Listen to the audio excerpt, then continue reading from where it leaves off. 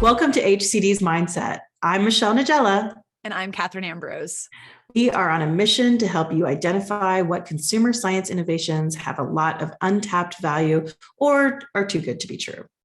So join us for more curious conversations as we try to make sense of the complex but fascinating world of human behavior.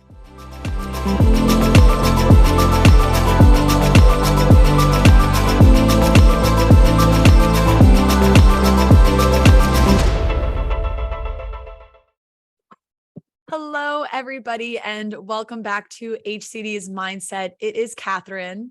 And Michelle. Hi, everyone. And we are so excited today to be joined by Francisco Barbosa Escobar. And he is just an incredible person that Michelle has had the privilege of meeting. And I'll let you two talk about how you met.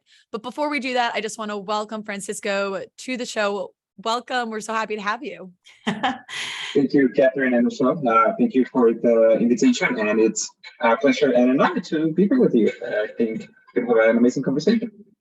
It was such a wonderful happenstance to meet you. So first of all, we're back in in-person meetings, which is very exciting.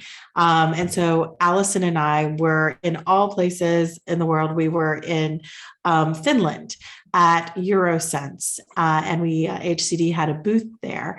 It was so great to see people in person again. And the thing that I think that we've been missing on being virtual is some of these sort of random meetings and these connections you can make with people. And Francisco happened to approach our booth and was talking to us about some really interesting stuff and his very interesting background, which we're going to dive into. But it was very interesting because I also ended up right after he left to go get lunch or something, we ended up speaking to someone who was looking for a postdoc, who was describing a role that fit exactly all the things that Francisco is interested in. And so it was very much, oh my goodness, we just met this wonderful man. Let's go find him. And we were able to go find you and make the connection. And that's what I love about in-person meetings. You can make connections at the coffee line or in the lunch line or at the bathroom or at the booth. And just because you hear something, you make a connection, and introducing people, networking, I've missed it the past few years. Yes, it was wonderful to see people, and yes, as you mentioned, random encounters, and you learn so much from people and just make incredible connections. So I really miss that. That was actually my first in-person conference after starting my PhD. Well, I did a presentation on citizen science on a sexual medicine conference in Salzburg. So that was very interesting, but in more my topic, that was my first in-person conference. So that's really interesting right there. Like you've just said some things there that we didn't know about you. So you were talking about, sexual research, which isn't something that we talked about, but that's the interesting thing about you that was so exciting. You have a very unique background. You're kind of weird, like both Kathryn and I are as well, right? So, having these in the best way, right? So having this mixed background that makes you a bit of a unicorn, which is why when Joanne was, giving us this description of this postdoc she was looking for, which did sound like a unicorn, we were like, we just met that unicorn. So maybe you can give us a bit of your background. We call it your origin story. Like, how did you become you? What are you? What is this unicorn in magical land from which you come? Love the unicorn metaphor. So many associations.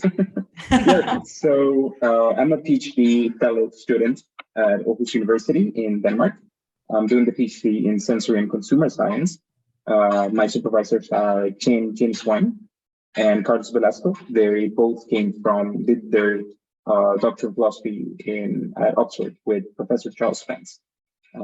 So I know a lot of people know him. So yeah, it's a big happy family. Just a little name drop there, yeah. Yes, and before that, I did a Master's of Science in Finance at BI Norwegian Business School in Oslo.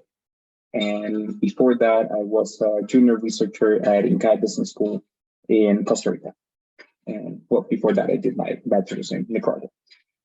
So that's a bit of my background. It has taken some some turns. Yeah, a lot of learning in the process. And Truly a global student. Yeah.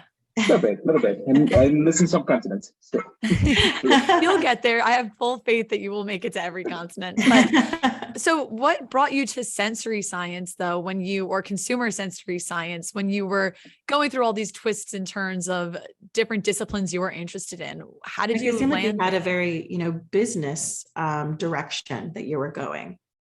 Yes. Well, when I was in my undergrad, I wanted to do hardcore investment finance. I wanted to get into hedge funds. But then I graduated, I went to INCAE, and I started doing some research. I started doing some research on hedge funds. But when I was mostly doing case studies, kind of the HBS type case studies. And with my mentor, we were doing this case on the merger between AB InBev and SAP Miller. So we were getting into the industrial organization part, all the kind of interesting practices around the globe. So we were looking into premiumness perception of beer. So I read this couple of papers on beer. I was like, this is interesting. But then I started getting kind of that sensory consumer part. Oh, why bottles are perceived as more premium than cans, and so on and so forth. But then I was writing another case on coffee derivatives. So this one, we were in touch with a specialty coffee trading company, and we were doing just trading. But I got into specialty coffee, and I was like, "Oh, this is amazing! Like coffee, it's a completely different thing that most people, not even in the coffee producing countries, are aware of." So then it was more like that. But I was like, okay. So I wanted to get a PhD in finance, hence the master's in finance. But then I was a bit not bored, but I was like, I want to have more fun. I want to do fun research. So I contacted Carlos Velasco, and we started working together. And yeah, the rest is history. I applied for the PhD, and here I am. About to finish. So how long have you been working with Velasco then? So I started before I handed in my master's thesis. That was 2019. So yeah, since mid 2019 around. Oh, sorry, go ahead, Michelle. Okay, so I know that you mentioned you were going through this process, and you got lucky that you were able to find a really good mentor right off the bat, it sounds like. And so how do you think that master's you had really helped you succeed in your PhD? Because it sounds like you've had that, like, there's no regret for going for that master's, because it kind of led you to where you are now. So can you speak a little bit to how these twists and turns have actually helped you? Yes, it has been an interesting path. I've learned so much from the different mentors I've had and all the rigor I've been through. And I've learned to think in different ways. So my master's in finance has taught me how to think mechanistically and with statistical rigor. And this happens because of this. So kind of this holistic perspective as well. And what my PhD in sensory and consumer, kind of looking at things from a broader perspective, or like, yeah, there are twists and turns, and this not like you might think it is. So let's look at other ways. So kind of, and more collaborative as well. Sensory science, it's very interesting because there's a lot of industry collaboration that sometimes you don't have in finance. And there's a lot of interdisciplinary endeavors. I really like that. So yeah, I would say sometimes in other areas you don't get that. Now, speaking of the interdisciplinariness, so not only is it this background in finance and now sensory science, which again can be, taste or smell, but you also have, dabbled and have some experience using interest in neuroscience or psychology. And maybe some of that stems from having your academic grandfather be Charles Spence, but tell us a little bit about your introduction into these, more psychological neuroscience cognitive science sort of background? Yes, my research and my PhD, it's very, not very heavy, but it's very focused on experimental psychology and crossmodal correspondences. That's kind of one of the big umbrellas, and multisensory marketing. So yes, of course, Charles Spence, my grandfather, and Carlos and Janice, my parents. It has, of course, guided my research, but I've always had this interesting, especially with temperature and haptics, touch. I love this sensory modality. And when I was in high school, I wanted to do physics. Temperature also got to me, but I changed back again. In my undergrad, I wanted to get a minor in psychology. So this kind of perception and how different things happen in the brain and how one stimulus can be perceived so differently by different people. I think that always caught my attention. And then reading the literature, like all these associations, I find them funny because if you think about it, there's always, for example, with taste and smell or colors, kind of if you start thinking, you start kind of making a path to which you get to the correspondence. So I'm very interested about this kind of the mechanisms. And for people that don't know exactly what haptics are, can you just give us a definition for that? Because it was something that I had learned about after I had graduated my undergrad, but it was never something that was really touched on in my neuroscience degree. But I think it is it's a crucial component of understanding contextual environments. And I would say, we go to these sensory meetings, and even though haptics is sensory, people are really more focused on taste and smell, maybe even more taste than smell at these conferences. So yeah, tell us a little bit about haptics. Yes, so haptics, it's, putting it in a very simplistic terms, sense of touch, tactile, but also thermal sensation, for instance. And it's very interesting because receptors for warm sensations are not the same as cold sensations.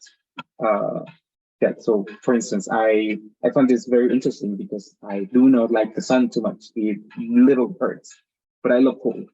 But then it's also context dependent because you start mixing emotions. So the meaning of touch, so it makes the whole experience different, right? And with the hair, it has a lot to do. So you start seeing all these connections, and I find this fascinating.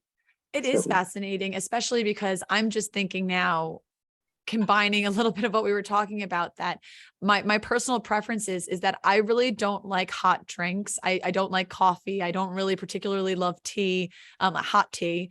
But I love warm foods. And so it goes to the texture thing where and I don't like cold foods that much. So it's a very interesting thing. It's very context dependent, especially when you're talking about people's preferences and liking and what consumers are actually seeking out, as well as time of day. There's so many things that go into, what builds a consumer experience.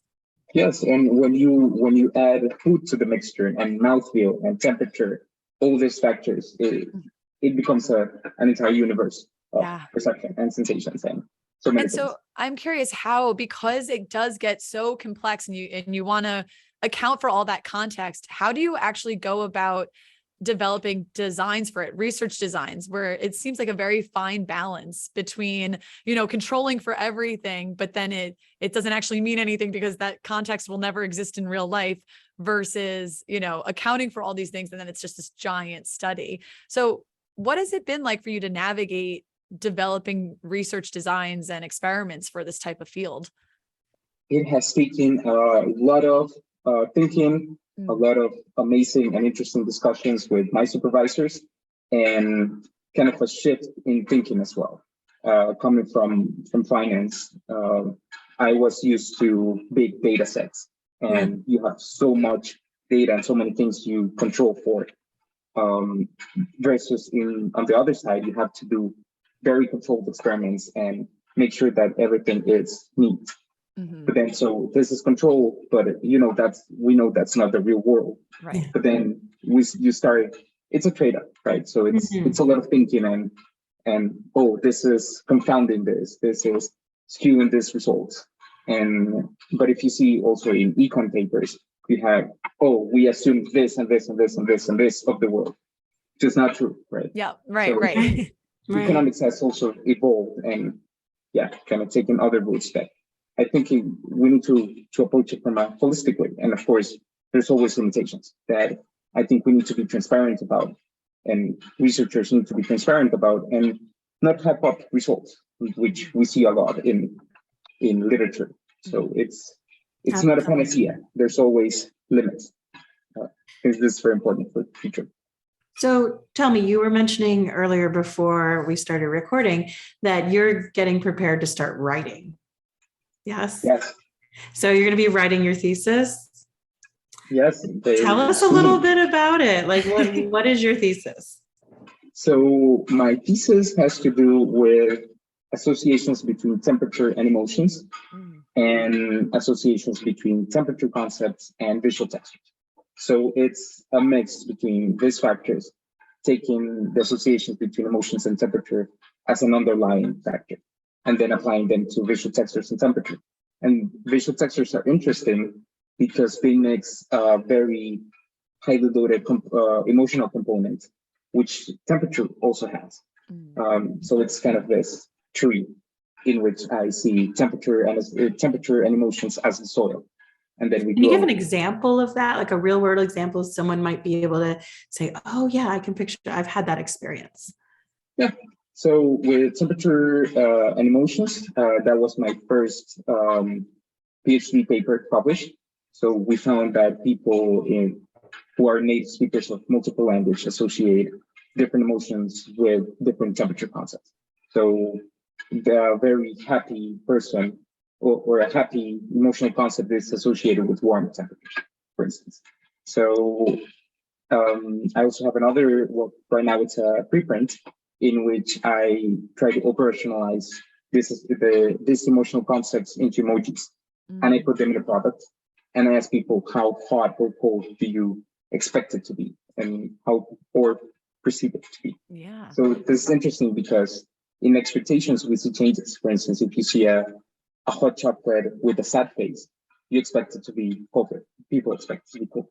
So it's very interesting in itself, because we try to look at the mechanisms and we see the associations which have other underlying mechanisms in itself, but you also play with anthropomorphism, for instance.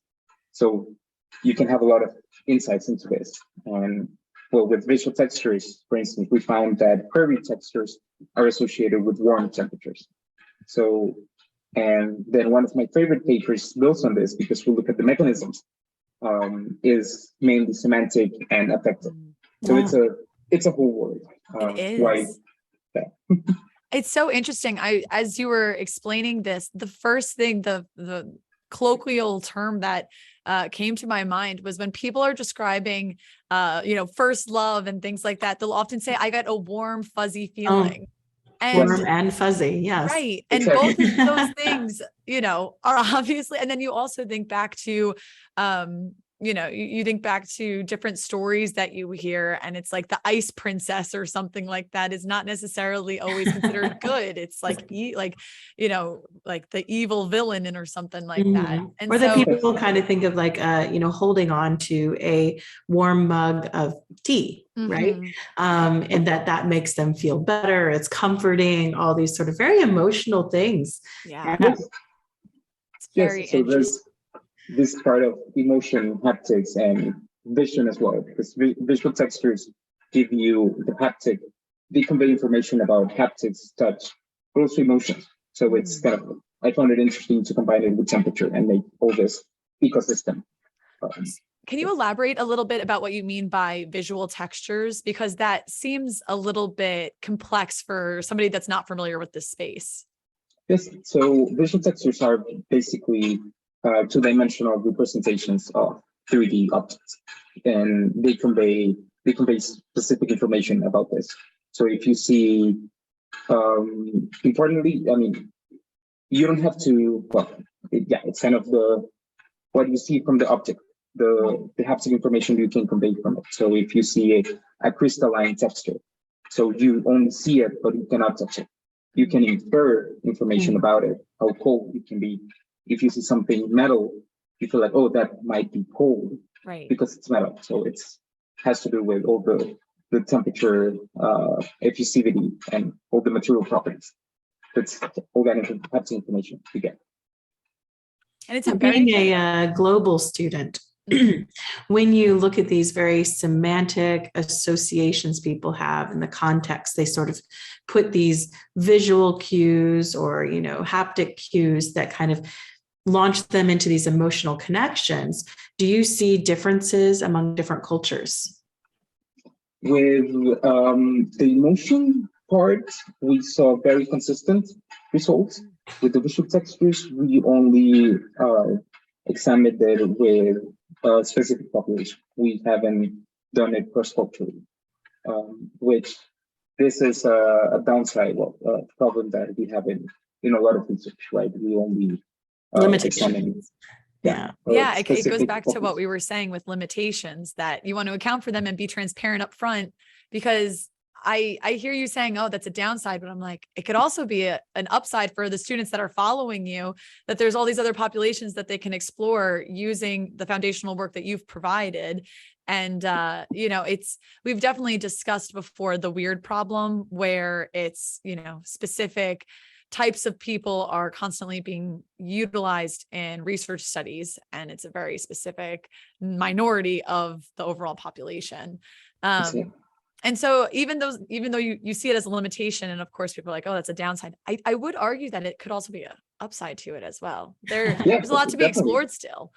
Yeah, definitely. I mean, cross-cultural studies, I mean, you can do so many things. And it also becomes tricky because so many cultures, right? I mean, even in the country, you go to the north, to the side, it can be so different, especially, for instance, with my research. And if you have semantic associations, they can be so different, not only for all the statistical regularities that people go through, but also because of language. Because all these regularities and experiences are coded into language.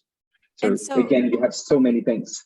I'm curious because you are focusing on a specific population here. We know from discussing things like implicit testing and implicit associations that those can change over time. So how do you account for the semantic network changing over time in your research? Are you looking at it ongoing, or do you see consistency over time? So, well, it's very interesting. That takes me to a preprint that I have now. It's probably, maybe I shouldn't say this, but it's probably my favorite preprint or my favorite paper so far. It's like my children. But yes, we employed a statistical learning paradigm to look at the associations between visual textures and temperature. So what we did was tell people to associate a visual texture with another stimulus that could be either semantic or affective. So either an emoji with a facial expression or a word, for instance, fur. So we didn't tell them this visual texture is hot or cold, but we went back, like indirectly associate them to a stimuli related to the mechanism. Then we asked them, we asked them before and after, and different groups. So we found that this statistical learning actually affects the associations. So you can reinforce them, change them, or create new associations with random visual textures that have no associations. Wow. So this is with normal set of population. But what I want to do later is have testing people and test them again to see these new associations that they've learned, how does it change in time? So because we see that they're not concretized. I mean, they're not concrete in memory. They're plastic. So how long they last, that's a question I'm very interested in. Kind of moving beyond just we teach them and that's it. Right. So looking at this progression, I think that's very interesting. We don't know. So that makes it even more interesting. Absolutely. And I would even say, if you look at the type of research that you're doing at a macro level, this type of research can be so helpful for different types of CPG companies or just product development teams in general that are trying to communicate with consumers a specific type of message. And we always talk about brand harmony, trying to make sure that there is a cohesive understanding for the consumer and that you're keeping it as simple and as intuitive as possible. I think this type of research is fundamental in really ensuring that cohesion and ensuring that harmony. Yeah, you're talking about the ways in which our expectations about something can influence our emotional reactions. And that whole idea that the product meeting the promise that was made in the communication or in the marketing or the package design, right, which is very textual and can even have, different feelings of even temperature, like you said. So I think there is a lot there. I know this is the question you're not supposed to ask to a PhD student, but what is next? What are your plans? You're writing everything up now, which means you're going to be defending soon. I won't ask exactly when, because I know that's like what you're not supposed to, but like, what are the next steps for Francisco? Yes. So, well, right now it's dedicating myself to the concrete writing of the thesis. So, of course, the papers I have published, some of the papers are part of it. I also have a lot of side projects that I'm very interested in. But right now it's writing, and then entering the job market. So yeah, we'll start looking for opportunities in research, but also I've done consulting projects. I love this dynamism with companies. I'm very interested in how you can incorporate sensory throughout the customer journey. So yeah, I think plan is to have one foot on one side and the other on the other side. I think that's a great move. That's what Michelle and I have been trying to do a little bit all along. Is we are lucky that we get to speak to different universities and collaborate with universities to, like you said, have one foot in one door, but then also have the industry impact and help consumers on a bit of a more macro level. It's a good space to be in. Yeah, especially when you're a unicorn, right? Because you do have these skills where, yes, you could get a position where you're working specifically with something very specific in a particular industry, but you do have these wonderful skills that I think apply beyond that. So I think that's a great plan. I agree. And so I think with that, I am going to move us into our game, which is called React Attack. It's basically, I'm going to just give you a list of random words, and then you just share the first thing that comes to your mind. It's free association, so you can't get it wrong. But I do want to ask you, are you ready to get started with React Attack? Ready. You've been prepping for this? Okay, so the first word, freezing. Crystals. Packaging. Sine waves. Emotions. Happy face. Cheese. Sticky. Music. Seesaw. Unicorns. Virtual reality. Haptics. Temperature. Finances. Graphs. Fuzzy. Uncertainty. Ooh. And the last one, coffee. Specialty. Sorry, when I was doing a little bit of research on Francisco, I saw that he was a big coffee connoisseur, so I had to throw in a coffee in there. So it's good to hear. Thank you. Yeah, I'm a specialty coffee enthusiast. So how do you take your coffee? I generally brew V60. So pour over V60. I have all my equipment, scale, brew, kettle, everything. So I travel with it. Oh wow! Oh wow! So yeah, it's really fun. It's a totally different world. Yes, I've learned so much from it, and it's so relaxing to brew and take your cup. So and enjoy. Of course, yes, and the cup is very important. Yeah. Context is key. You want to consider that. All those signals, right? Yeah, exactly. So where can people find you if they want to learn more about your research, read up on you? Where are you most active? Where can people get in touch? Yes. So if you Google Francisco Barbosa Escobar, you will find me. There are not many Francisco Barbosa Escobar, but yes, I'm on Twitter as Francisco Barbosa Escobar, LinkedIn, and personal website. So yes, get in touch. It will be lovely to discuss random things and crazy projects. I'm always up for that. So yes. Of course. And we will, of course, have your website as well as your LinkedIn down below in the show notes. So if you are interested in reaching out to him, feel free to go there to check him out and learn more about the incredible things that is going on in Francisco's life. Maybe check where in the world is Francisco today. Exactly.